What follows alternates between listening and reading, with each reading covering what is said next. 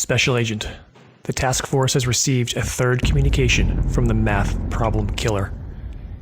In this communication, the suspect indicates that he is holding a hostage named Brittany Hansen at 72548 Lakeview Drive. Like the previous two facilities, this one is also an abandoned construction site. The suspect indicated that the task force may send only one agent inside to attempt a rescue. Your past two operations have been extremely successful, and there's an old saying, if it ain't broke, don't fix it. So from now on, you are the task force point agent. Your objective for this mission is to enter the facility and recover Brittany Hansen alive. The killer is going to tell you uncomfortable and disturbing fact patterns when you are inside. This killer intends to provoke fear and to stir emotions. When people get emotional, they make mistakes, and this guy wants you to make a mistake. Remain steadfast to logic, to analysis, and to critical thinking. Now get inside that facility and get Brittany Hansen out alive. Good luck. Good luck.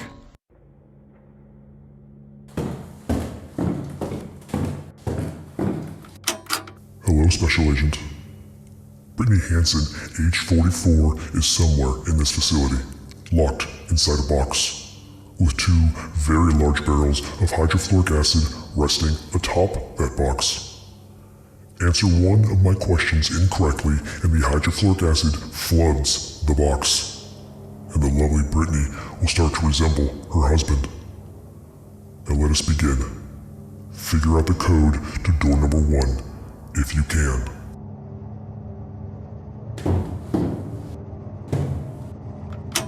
This is a wood mannequin representing David Hansen, aged 46. The real David Hansen is a puddle of goo inside one of these barrels. I will let your forensic team figure out which one.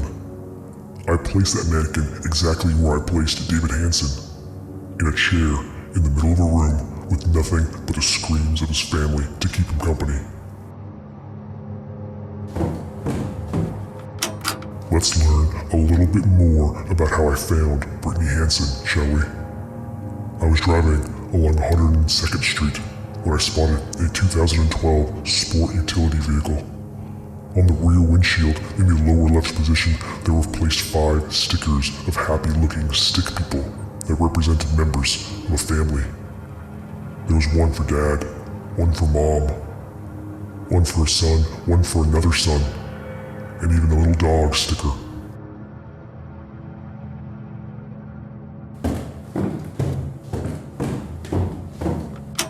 Those stick figures on her car window were lovely and idyllic, and in a safe world, it would be perfectly acceptable. But as you know, Special Agent, we do not live in a safe world. At that moment, I knew I found my next victims. Riddle me this, Special Agent, why would someone broadcast their family composition to complete strangers on the road? To complete strangers who might be dangerous. To complete strangers that might follow you home.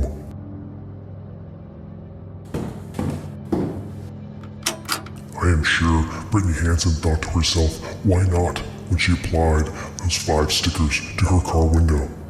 And I'm certain that when she found herself in my dungeon, naked and duct taped to a chair covered in tears and blood, underground where no one could hear her scream, Brittany Hansen also learned, why not?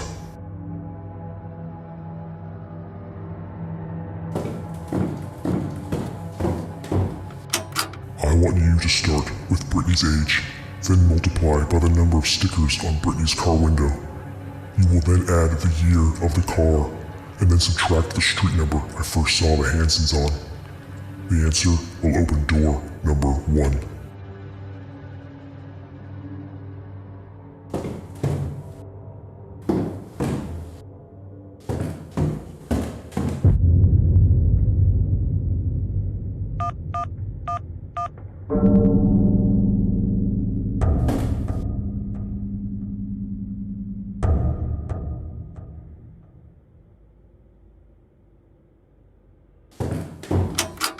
I followed the Hansens back to their house. It took us 43 minutes. They lived in a large two-story home on a cul-de-sac along 45873 Margot Drive. There were 4 houses in the cul-de-sac. It was 3 p.m. when we arrived. I watched my prey for 7 hours.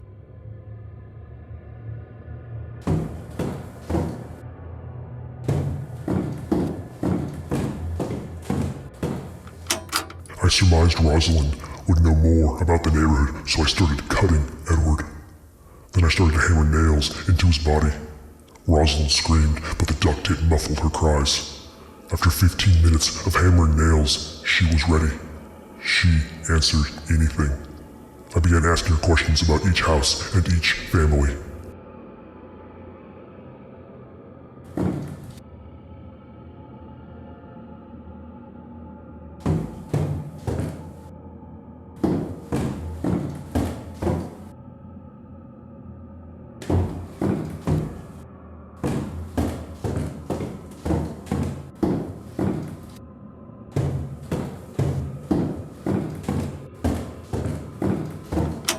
You must add Rosalind's age to the time I entered their house.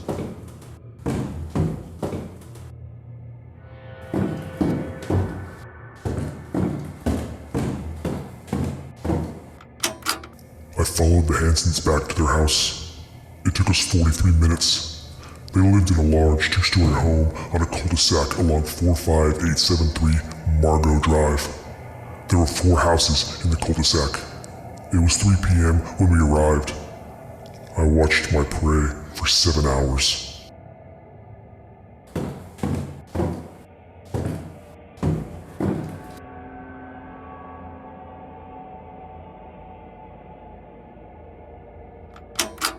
I followed the Hansons back to their house.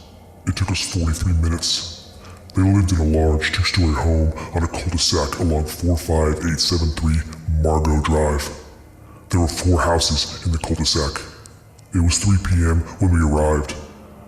I watched my prey for 7 hours.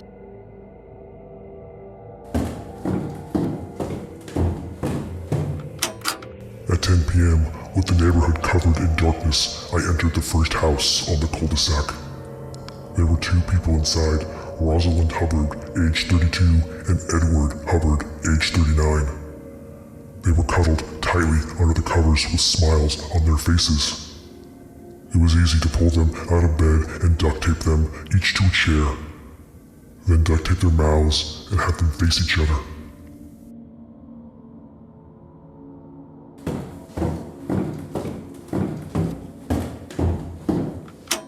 I surmised Rosalind would know more about the neighborhood, so I started cutting Edward.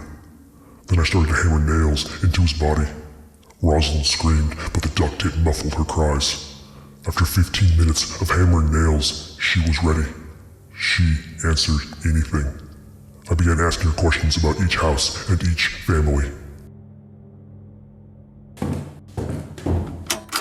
I questioned Rosalind for 53 minutes. When I was done, she begged me to let her go. She begged me not to hurt her. I put the duct tape back on her mouth, then cut Edward's throat. She screamed violently. I then grabbed her by her hair and slit her throat. My time with the Hubbards was over.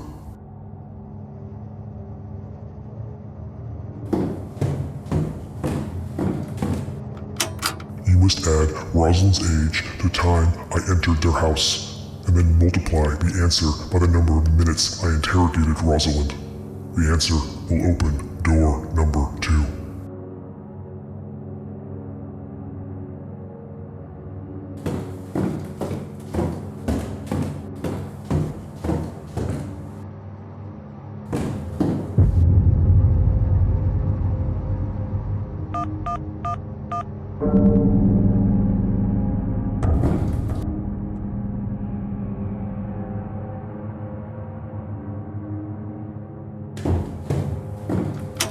The door was locked, but I was able to pick it in 47 seconds. I entered the house and found Dylan Hughes asleep on the couch in the living room with the television on. I grabbed a knife from the kitchen, approached him from behind, and cut his throat.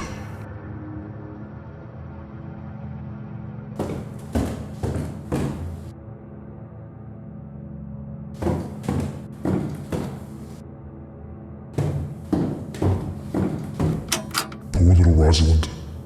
In between her screams, she told me the next house over was the Hughes house. An older couple, Deborah, 52, and Donald, 56, lived there, but their son Dylan, aged 26, was visiting. They might be a problem if Dylan decided to intervene. He needed to be disposed of, so I entered the Hughes house at 11 p.m.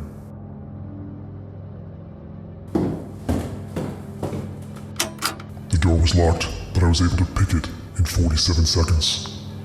I entered the house and found Dylan Hughes asleep on the couch in the living room with the television on.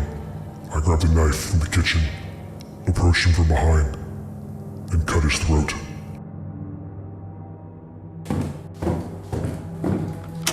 I continued down the hall to the master bedroom and found Deborah and Donald sleeping. I could have killed them silently and quickly, but I wanted to see them struggle. I wanted to see the fear in their eyes. I had a choice. Who to go for first? Donald is the male and stronger foe, but then Deborah would most likely scream and run. Her screaming would alert the neighborhood, and I would need to chase her. Whereas if I went for Deborah first, I could duct tape her mouth, and Donald would come to me instead of running. I chose Deborah. 138 seconds later, they were both hanging in their hallway.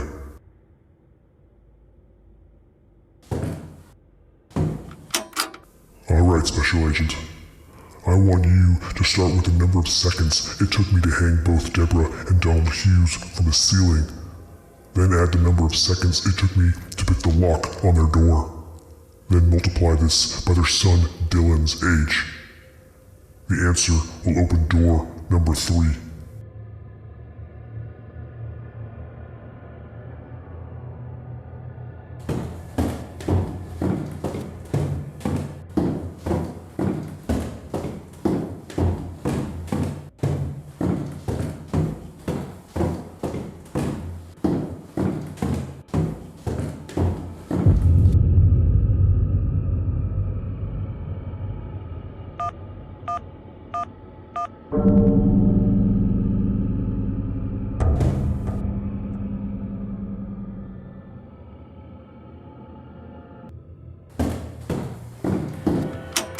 The next house was the Hansons.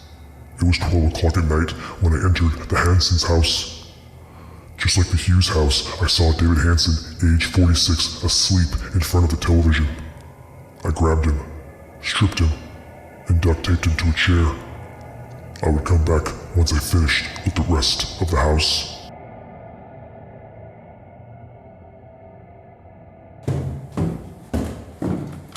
I walked around the house.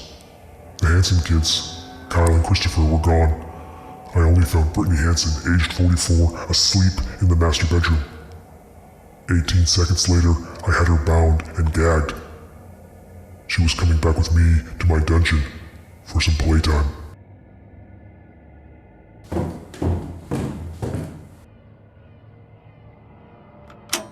I returned to David Hanson. I ripped the duct tape off his mouth and asked him about the children. He spit in my face and he said never. How very noble. So I started to cut off his penis, and then I went to all of his fingers, and around that time, he told me they were across the street. I want you, Special Agent, to start with the time I entered the house, then multiply by Brittany Hanson's age, then multiply again by the number of seconds it took me to bound and gag Brittany. The answer will open the final door.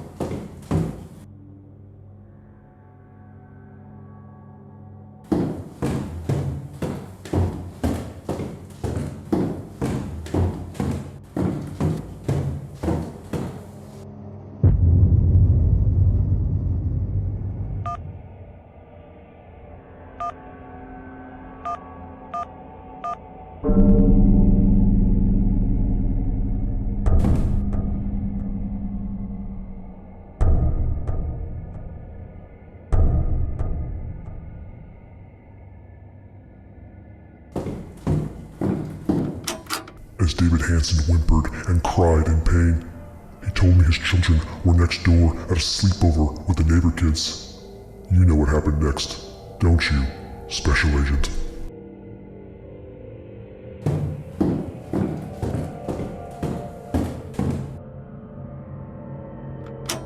I entered the Nelson's house at 1 a.m. There were 4 children asleep in tiny sleeping bags. I saw Kyle Hansen, age 12, and Christopher Hansen, age 13, along with Drake Anderson, age 12, and Terry Anderson, age 13. They looked so soft and so fragile, like little eggs. And you know what happens if you tap an egg too hard, Special Agent? The shell breaks.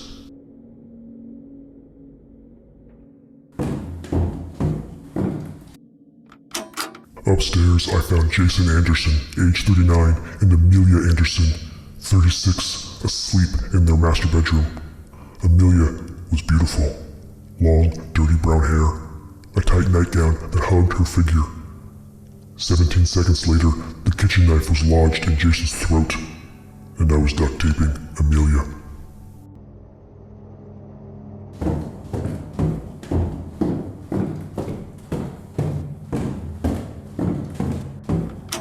Amelia did not please me.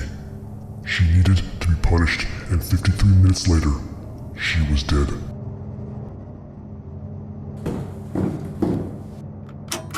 I want you to start by adding Kyle Anderson's age with Terry Anderson's age.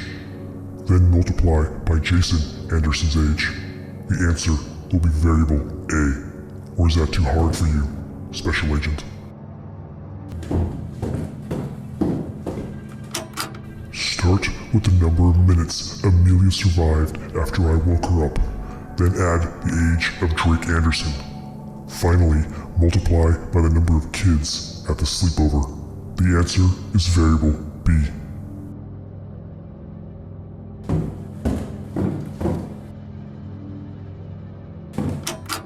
Everyone on the Margot Lane cul-de-sac is dead. Everyone except Brittany Hansen. That is, if you can enter the correct code into the keypad. The code to open the crate is variable A plus variable B. Think carefully, Special Agent. You don't want to make a mistake.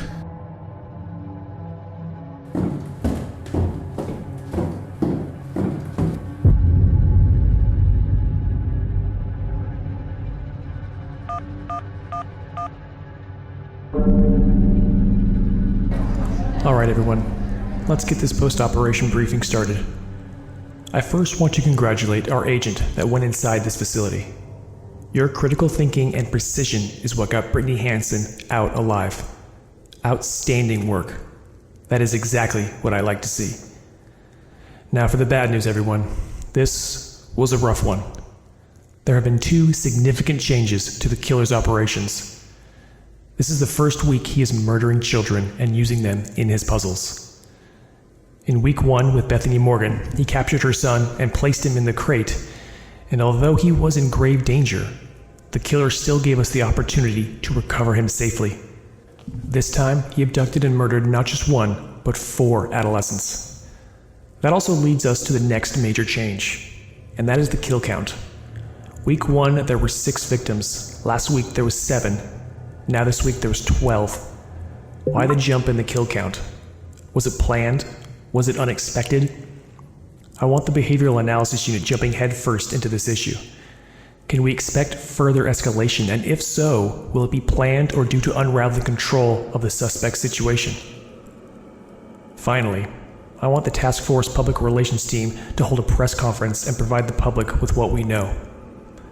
And also to ask any individuals with any information to come forward. We could use all the help we can get. Alright everybody, let's get back to work. If this killer's MO is consistent, we have 1 week to hunt him down. Let's get this guy before he strikes again.